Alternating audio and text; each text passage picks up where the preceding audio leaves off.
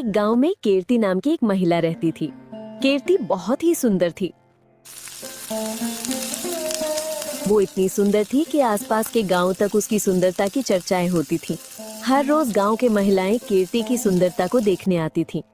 कीर्ति का पति सुहान एक मछुआरा था। सुबह सुबह का समय था। सुहान मजे से खर्राटे लेकर सो रहा था कि तभी कीर्ति पानी का गिलास लेकर कमरे में दाखिल हुई। अरे, ये आदमी तो मजे से खर्राटे लेकर सो रहा है। क्या अकल घास चरने गई है? अरे, सुबह हो गई है, काम पर नहीं जाना क्या? अरे कीर्ति, तुमने तो सुबह सुबह पूरे कपड़े गीले कर दिए। अब मैं इस हालत में काम पर कैसे जाऊं? मेरे पास पहनने के लिए दूसरे कपड़े भी नहीं हैं। हाँ, बड़े कपड़े गीले हो गए हैं। अरे, तुम मछुआरे हो, मछली पकड़ने पानी में जाते हो, तुम दफ्तर में नहीं। और कान खोलकर सुन लो, आज भी अगर खाली हाथ घर लौटे तो मैं घर छोड़कर चली जाऊंगी। इतने में सुहान किचन में नाश्ता करने जाता है। किचन में जाकर देखता है कि वहाँ कुछ भी नहीं है। फिर वो कीर्ति की तरफ आता है और आकर कीर्ति से कहता है,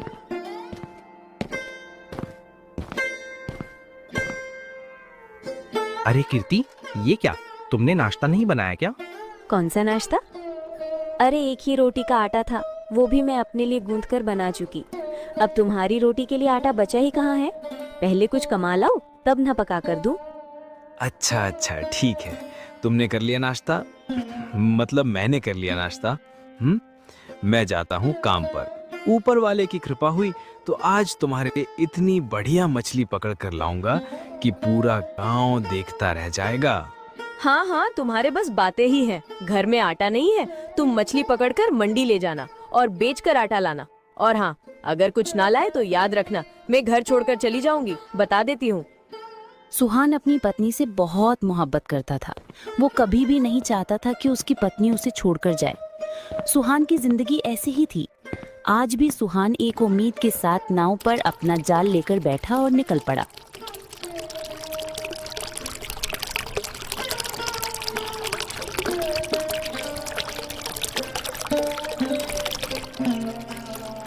सुहान अपनी नाव लेकर बड़ी नदी के पास पहुंचा। उसके मन में बार बार कीर्ति की बातें गूंज रही थीं। तभी सुहान की नजर अपने साथी मोहन पर पड़ी, जो ढेर सारी मछलियां लेकर जा रहा था। सुहान ने मोहन को आवाज लगाई, अरे मोहन भाई, आज तो आपकी निकल पड़ी, इतनी सारी मछलियां, क्या बात है? मगर मोहन ने उससे कोई जवाब नहीं दिया, जैसे वो उसे घृणा की नजर से देख रहा हो। दरअसल सुहान को कभी कभी ही मछलियां मिलती थीं, जिससे उसके घर का गुजारा मुश्किल था। तो वो बाकी मछुआरों से मछलियां मांग लाता था ताकि उससे और उसकी पत्नी को एक वक्त का खाना मिल सके। ये सब लोग मुझसे इतनी नफरत क्यों करते हैं? ऊपर वाले, तुझसे उम्मीद है, आज बस इतनी कृपा करना कि जाल खाली ना निकले।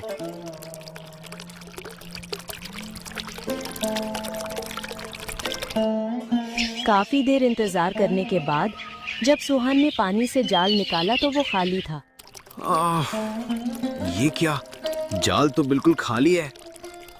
अरे मेरी तो फूटी किस्मत, कैसे दिन तो साथ दें। फिर से जाल डालकर देखता हूँ। सुहान ने फिर से जाल पानी में फेंका और फिर इंतजार करने लगा। काफी देर इंतजार करने के बाद जब सुहान ने जाल निकाला तो उसमें एक छोटी सी मछली थी, जिसे देखकर सुहान बहुत खुश हो गया। आहा, छोटी सी मछली ही सही, मगर कुछ तो हाथ आया है, वरना आज भी खाली हाथ घर जाना पड़ता और कीर्ति बहुत नाराज हो जाती। चलो अब घर चलता हूँ।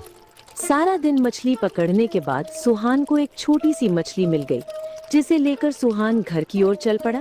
मैं एक मछुआरा हाँ, छल्ला रहा, मछली पकड़ने पानी में जावम। सुहान के चेहरे पर एक मुस्कान थी। खरती उसे देखते ही समझ गई कि सुहान को आज मछली मिली है। देखो कीर्ति, मैं क्या लाया हूँ। आज खाने का इंतजाम हो गया है। आज हमें भूखा सोना नहीं पड़ेगा। ये तो एक छोटी सी मछली है, मगर आटा कहाँ है? मछली के साथ क्या खाएंगे हम? तुमने पूरे दिन में बस ये छोटी सी मछली पकड़ी है। सारा दिन कोशिश करता रहा हूँ, मगर बस यही मिली है। तुम ये खा लेना, मुझे वैसे भी भूख नहीं है। हाँ, बिल्कुल सही कहा तुमने। तुम्हें अगर भूख लगती है तो तुम क्या सारा दिन सिर्फ एक मछली पकड़ कर लाओगी? नहीं नहीं, जबकि तुम्हारे साथ काम करने वाले मछुआरे बहुत सारी मछलियाँ लाते हैं। अच्छा, रहने दो, अब इतना ही काफी है, हम दोनों ही खा लेंगे, मैं पका कर लाती हूँ। ये दोनों अभी आपस में यही बातें कर रहे थे कि अचानक से गोलीबारी की आवाज आने लगी। अरे कीर्ति, ये किस चीज की आवाज है? अरे यहाँ खड़े खड़े मुझसे पूछोगे या बाहर जाकर भी देखोगे? अरे ओ मछुआरे, बाहर निकल। मैं कहता हूँ बाहर निकल, वरना घर में घुस कर मारूंगा तुम्हें। बाहर निकल।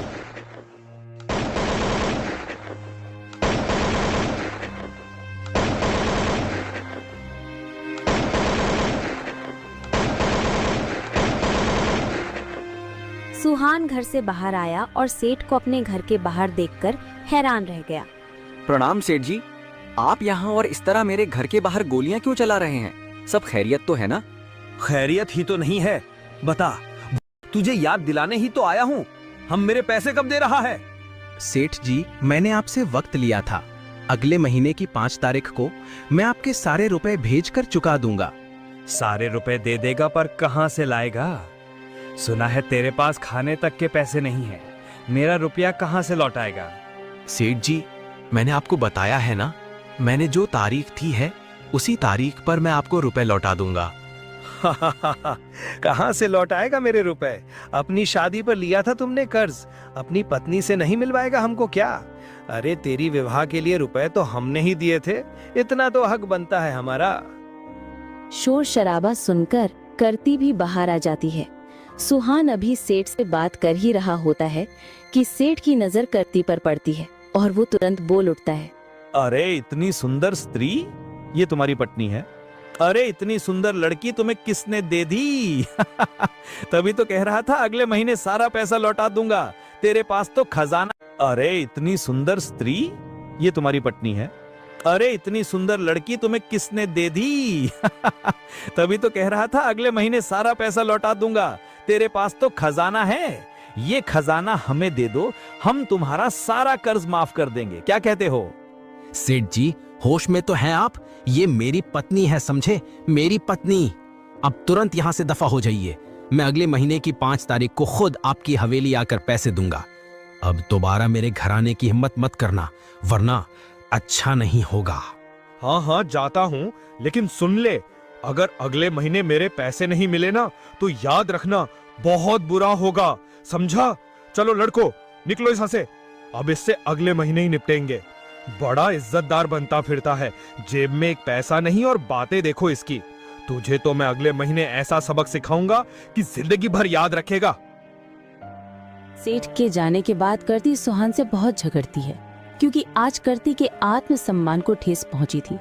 जिस इंसान को उसने अपने जीवन साथी के रूप में चुना था, वो उसकी हिफाजत करने में नाकाम रहा था। करती ने गुस्से में सुहान से कहा, बस यही सुनने को रह गया था क्या? कितने बेशर्म आदमी हो तुम। छी छी, मुझे तो घिन आती है।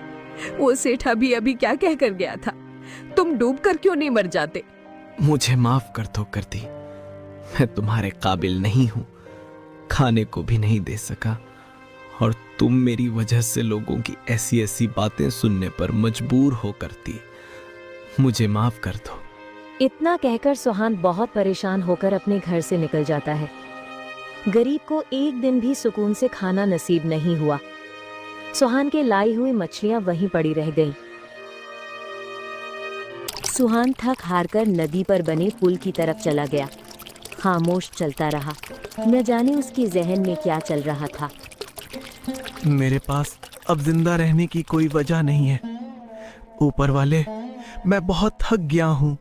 मैं आत्महत्या नहीं करना चाहता, मगर मेरे पास कोई दूसरा रास्ता नहीं है। सेठ का इतना कर्ज चुकाना है और ऊपर से मैं अपनी पत्नी को एक वक्त का खाना तक नहीं दे सकता। क्या मैं इतना बुरा हो गया हूँ? तभी वहाँ से एक ठेले वाला गुजरता है। वो सुहान की सारी बातें सुन रहा होता है। सुहान को इस कदर परेशान देखकर ठेले वाला अपने ठेले से उतरता है और कहता है, अरे भाई, ये नदी बहुत गहरी है, यहाँ से अगर गिर गए ना तो तुम्हारी लाश भी नहीं मिलेगी, जरा पीछे हट जाओ। क्या बात है, बहुत परेशान लग रहे हो? नहीं नहीं,